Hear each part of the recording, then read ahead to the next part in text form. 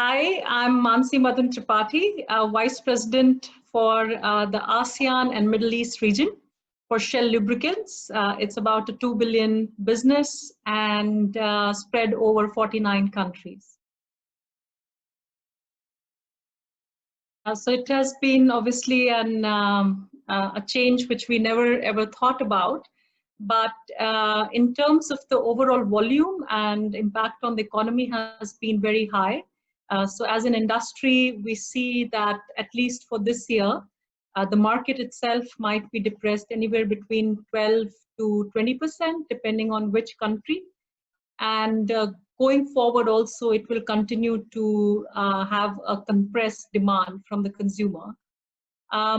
What Shell is trying to do is work on three big principles, which is on, at this time, care, continuity, and then, how do we really come back? And on care, we have reached out to close to about 380, 100 individuals just in ASEAN, where we are connecting with them in terms of their needs related to COVID. And on the comeback, we are actually instituting new business models like contactless oil exchange, payment methodology, and reaching to the consumer door to door, so that it opens new avenues for us as well as helps our consumers in this time.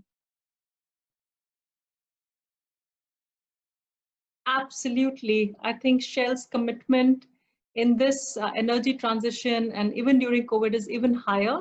And in fact, just after the COVID announcements which happened, the company pledged for not just surviving, but thriving through the energy transition with its commitment on a net carbon footprint. I think there are three avenues where we are trying to focus on. First is our manufacturing, and what we are working over there is to ensure that all our emissions due to our own manufacturing is net carbon neutral. The second is our products itself, and there we are working to ensure that our portfolio is working towards the carbon emission as well as from a usage point of view as well. And the third one is working with our partners and on their our customers and in their manufacturing and how they are managing their carbon footprint, and ensuring that we collaborate with them in their own journey of sustainability. So trying to work it in multiple manners. So I guess the EU-ABC, part of the ASEAN Business Advisory Council, has presented a very comprehensive recommendations on the recovery path for ASEAN. And what I personally feel is that this should actually catapult some of the changes which we were trying to work specifically on Industry 4.0, the full digitization in a much, much faster way. For example, within Shell, we are trying to see if we can have a digital salespeople and everything from production to the last customer fully digitized today. And the focus on it has definitely spurred a lot more.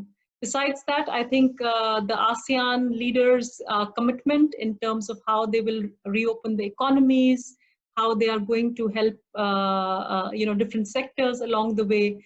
Shell is also absolutely committed and work with the government in hand-to-hand manner to recover from both the economy and get the sectors, get the consumers back on the path of recovery.